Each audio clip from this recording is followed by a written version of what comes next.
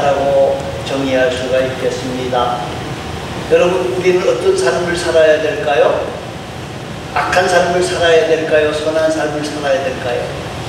네? 선한 삶을 살아야 되겠죠. 그죠? 그래서 성경의 원리도 그렇습니다.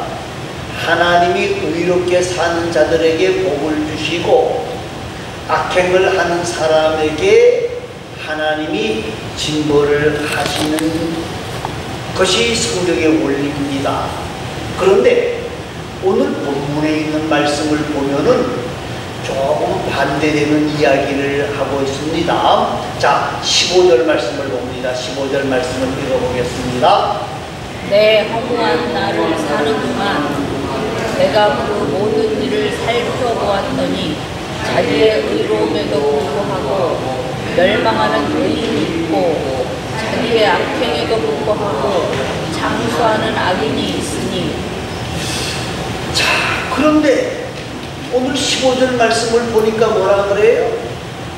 솔로몬이 지혜자 아닙니까? 이 지혜자가 솔로몬이 쭉 이렇게 보니까 내가 사는 동안에 자기는 의롭다고 하는데 멸망하는 사람이 있고 악행하는데도 하나님께서 장수하는 복을 주시는 일이 있다. 그렇게 기록하고 있는 거예요. 사랑하는 성도 여러분, 하나님의 원리라 그러면 선을 행하는 자에게 하나님이 복을 주시고 악을 행하는 자에게는 징계를 하셔야 되는데 오늘 15절에 있는 말씀을 보면은 반대되는 현상이라는 거거든요. 그래서 오늘 이 말씀을 생각하면서 우리는 지혜자의 삶을 살자라는 제목을 가지고 말씀을 드려야 되는, 어떻게 살아야 되느냐 하는 문제입니다. 16절 말씀입니다. 16절 말씀을 읽어보시기 바랍니다.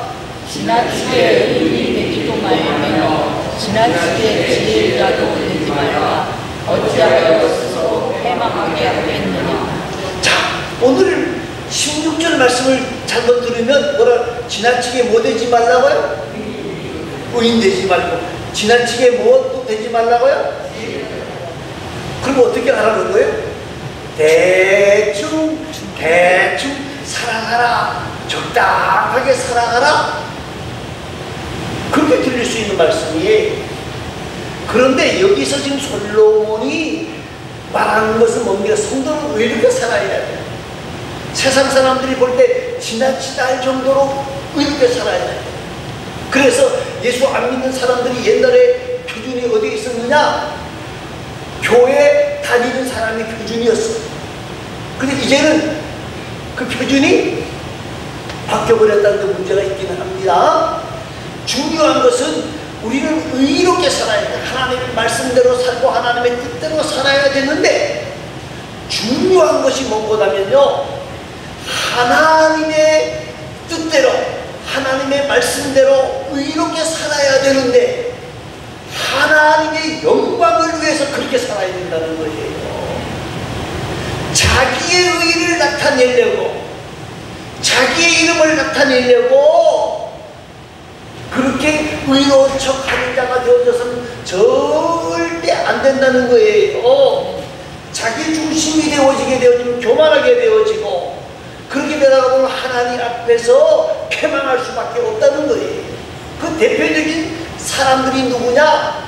예수님 당시에 바리새인들과 제사장들의 무리였어요. 여러분, 그들은 하나님 앞에 의로운 사람들이라고 생각하고 살았어요. 그리고 자기의 의를 주장하다가 망한 사람들입니다. 사랑하는 성도 여러분, 우리는 믿음으로 의롭게 되어졌는데 말입니다, 우리의 의로는 전혀 구원을 얻을 수가 없는 사람들이 우리입니다. 그렇기 때문에 우리가 구원 얻은 것은 예수 그리스도의 은혜로 말미암아, 십자가의 은총으로 말미암아 구원을 얻은 사람들이에요. 자, 그런데요, 반대로 한번 생각해 보십시다. 구원받은 것이 내 의라고 생각이 되어지면 나타나는 크게 두 가지 현상이 있습니다. 하나는 무엇하면 내가 내가 얼마나 의로운 사람인 줄 아느냐 하고 자기를 자랑하게 되어줍니다. 자기 자랑이 뭡니까? 한마디로 말하면 교만한 자가 되어준다는 거예요.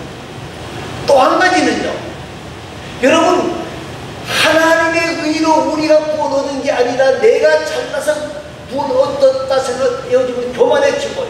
또 한 가지는 자기보다 못하는 사람들이 있다고 생각되었을 때는 어떻게 하죠? 철저하게 비판하고 비난하게 되어져 있는 거예요. 여러분, 누가복음 18장에 있는 이야기를 우리는 잘 알고 있습니다. 바리새인들은 하나님 앞에 기도할 때 어떻게 기도했습니까? 네? 하나님, 나는 불의를 행하지 아니하고 다른 사람들의 물건을 빼앗지도 아니하고 간음하지도 아니하고 세리와 같지도 아니하고 일주일에 2번씩 금식 기도하고 11조를 하나님 앞에 철저히 드립니다. 그렇게 기도했던 사람들이 철저하게 자기 의를 내세운 사람들이 세리는 어떻게 기도했습니까? 누가복음 18장에 있는 말씀을 보면 말입니다. 세리는 감히 눈을 들어 하늘을 우러러보지를 못했다 그랬어요. 하나님 앞에 어떻게 마음을 나온 거예요? 하나님을 쳐다보지도 못하고 고개 그리고 하나님, 나는 죄인입니다. 하나님, 나를 불쌍히 여겨주시기를 바랍니다 하고 하나님 앞에 나왔어요. 사랑하는 성도 여러분, 사랑하는 성도 여러분, 바리새인의 이 모습을 보면요, 이 모습 말고 신앙생활에 하는 그 행동을 보면요, 정말 흠잡을 수 없는 신앙생활이라고 말할 수도 있을 수 있습니다. 그런데 문제는 뭐예요? 하나님의 의를 위해서 하는 게 아니고 누구의 의를 위해서 하는 거예요? 자기의 의를 위해서 하는 거예요. 세리는 잘못할 수 있어요. 남의 백성들의 것을 많이 빼앗을 수도 있었어요. 그러나 그들은 자신이 죄인이라고 고백하고 있다고 하는데 우리가 초점을 맞춰야 해요. 사랑하는 성도 여러분, 오늘 솔로몬이 말입니다. 지나치게 의인 되어주지 말라고 하는 것이 뭐냐? 여러분, 남보다 더 열심을 가질 때 우리가 뭐가 찾아오는 거냐면요, 교만이 찾아와요. 여러분, 열심히 기도하는 것, 기도해요. 여러분, 기도하셔야 돼요. 저도 기도해야 되고 여러분도 기도하셔야 돼요. 금식도 해야 돼요. 네? 금식도 하셔야 된다고요. 옛날에는 먹을 것이 없어서 금식한 게 아니에요. 사랑하는 성도 여러분, 그런데 문제는 뭔가 하면요, 이 기도하는 사람들이 잘못하게 되어지면 하나님 앞에 영광을 돌리기보다는 자기의 이름을 나타내게 바꾼다는 거예요. 어떤 분은 이 명함에다가 40일 금식 기도 몇 번 이래서 하고 다니는 사람을 봤어요. 명함을 주는데 그 명함에 40일 금식 기도 몇 번 하고 딱 써져 있더라고요. 여러분, 기도를 많이 해야 되는 건 사실이에요. 그런데 기도 안 하는 사람을 정죄하면 됩니까? 안 됩니까? 예? 안 돼요. 안 돼요. 안 된다고 해서 기도하지 말라는 말이 아니거든요. 기도해야 돼요. 여러분, 전도해야 됩니까? 안 해야 됩니까? 해야 돼요. 해야 돼요. 전도하는 일에 우리가 힘쓰고 애써야 돼요. 그런데 너는 예수 믿는다고 하면서 한 명도 전도하지 못했냐? 나는 10명 했는데, 그거 자랑하면 안 된다는 거예요. 자랑하면 안 된다는 거예요. 자랑하면 안 돼요.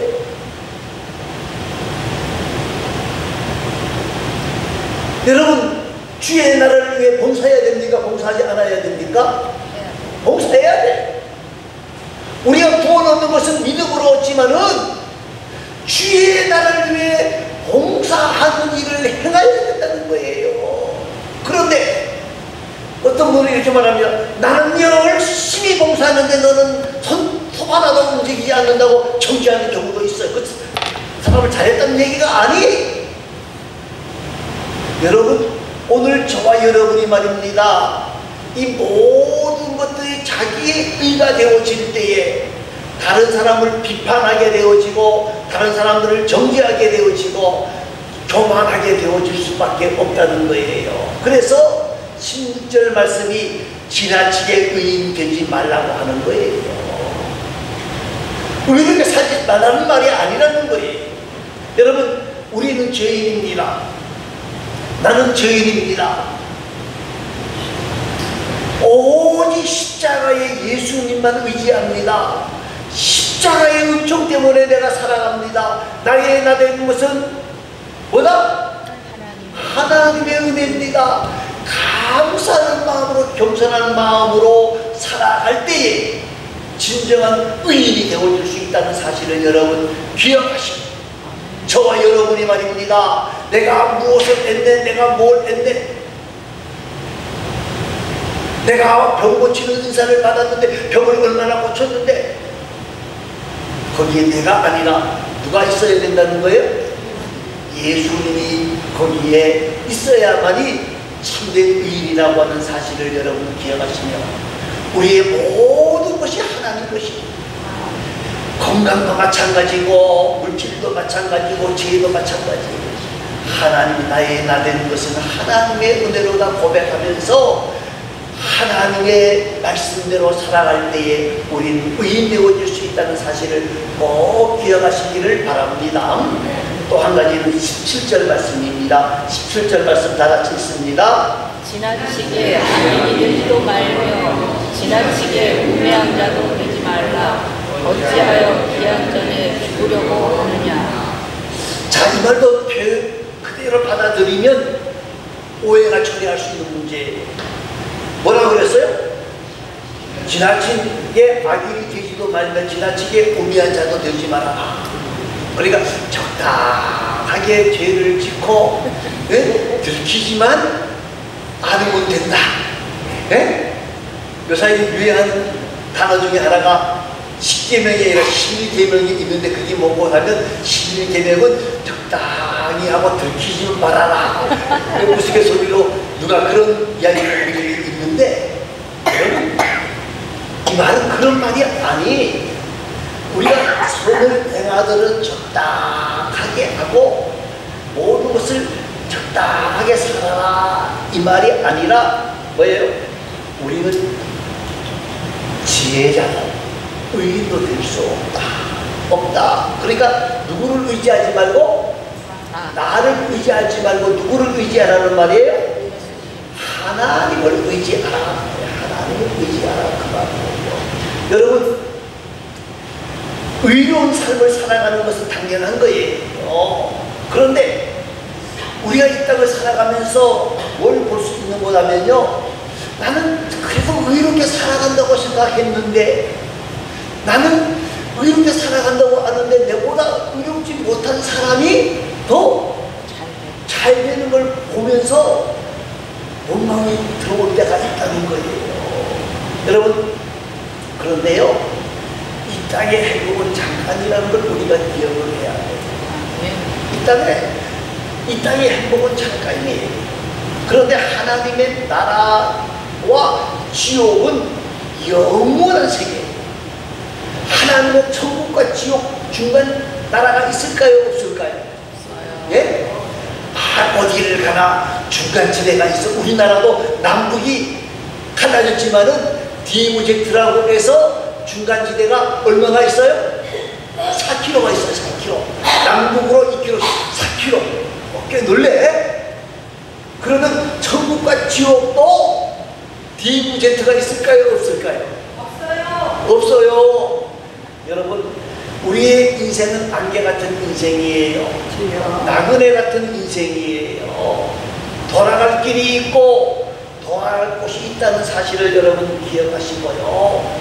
이 땅에서 우리가 사는 동안에 행복을 누리고 다른 사람보다 더 많은 것을 누릴 수 있으면 좋겠지만 못 누릴지라. 우리는 어디 가는 것에 대해서 소망을 가지고 살아야 돼요? 하나님의 나라에 가는 소망을 가지고 그리고 하나님의 영광을 위해서 살아야 된다. 하나님의 영광을 위해서 살아야 돼요. 여러분, 이것을 깨닫지 못하는 사람은요, 악이 됩니다. 이것을 깨닫지 못하는 사람은 우매한 자가 되는 거예요. 저와 여러분, 우리는 이 땅이 영원한 나라가 아니라 어디가 영원한 나라다? 천국이 영원한 나라다 하는 이 사실을 잊어버리지 말고, 이 천국은 돈으로 가는 나라도 아니고 힘으로 가는 나라도 아니고 지식으로 가는 나라도 아니고 뭐로 가는 나라? 믿음으로 가는 나라. 예수 믿음으로 이 나라를 누릴 수 있다는 확고한 신앙을 가지고 우리는 더욱 하나님의 영광을 위해서, 하나님의 나라를 위해서 헌신하고 충성하는 복된 자가 지혜자라는 사실을 기억하시기를 바랍니다. 그런데 오늘 성경은 우리가 지혜자가 되는 비결을 설명합니다. 18절 말씀입니다. 18절 말씀을 다 같이 읽어보겠습니다. 너는 이것도 잡으며 저것에서도 내 손을 놓지 아니하는 것이 좋으니 하나님을 경외하는 자는 이 모든 일에서 벗어날 것임이니라. 우리가 이 땅을 사는 동안에 모든 것이 하나님의 은혜입니다라고 노래하면서 하나님을 경외하는 자가 되어져야 되는데, 이것이 참된 지혜고 이것이 바로 하나님 앞에서 하나님의 은혜를 누리는 방법이다. 자, 그러면 여호와를 경외하는 자는 이 모든 일에서 벗어날 것이니라 그랬는데, 여호와를 경외한다는 말이 무슨 말인가? 여러 가지로 우리가 말할 수 있습니다. 그런데 오늘은 특별히 세 가지를 말합니다. 여호와를 경외한다는 말은 하나님의 말씀을 신뢰하고 순종한다는 말이에요. 여러분, 하나님을 의뢰한다고 하는 말은 자기의 지식이나 자기의 명철을 의지하지 아니하고 하나님의 말씀대로 살려고 애쓰며 그 하나님의 말씀 앞에 순종할 때 하나님의 은혜를 만나게 되어지고 하나님의 인도하심을 만나게 되어진다는 거예요. 여러분, 오늘 저와 여러분이 하나님의 말씀을 많이 의지하고 그 하나님의 말씀에 의지할 뿐만 아니라 믿고 그 말씀에 순종하는 삶을 살아갈 때 이것이 바로 하나님을 경외하는 삶의 모습이라는 거예요. 또 한 가지는 뭐냐? 기도하는 삶이에요. 여러분, 기도하지 아니하면 자꾸 뭐가 생기는 거라면요, 내 생각이 앞서게 되어져요. 여러분, 우리가 이 땅을 살아가면서 여러 가지 문제를 만날 수가 있지만은요, 그 문제를 해결하는 방법이 뭐냐? 하나님 앞에 엎드려서 기도해야 돼요. 하나님, 어떻게 하면 좋겠습니까? 하나님, 어떻게 하면 좋겠습니까? 기도할 때에 내 뜻이 사라지게 되어지고 내 방법이 사라지게 되어지고 하나님의 방법이 생각나게 되어지고 하나님의 뜻이, 하나님이 원하시는 방법이 무엇인지를 발견하게 되어지는 거예요. 그래서 하나님 앞에 우리의 문제를 내어놓고 기도하게 되어지면 하나님께서 이 모든 문제를 해결해 주신다는 거예요.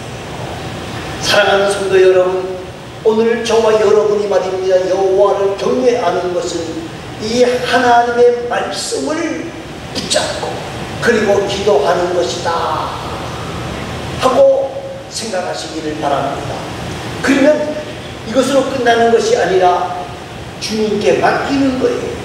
여러분, 모든 것이 주의 손에 있음을 고백하고 하나님의 말씀 앞에 순종하고 기도하는 삶을 살아갈 때에 하나님께서 주권적으로, 강권적으로 역사하신다는 거예요. 그 대표적인 사람이 누구냐? 저는 요셉이라고 보는 사람이에요. 여러분, 요셉이 애굽에 종으로 팔려갔어요. 열심히 일해서 총리가 되어졌을 때에, 총리가 되어지,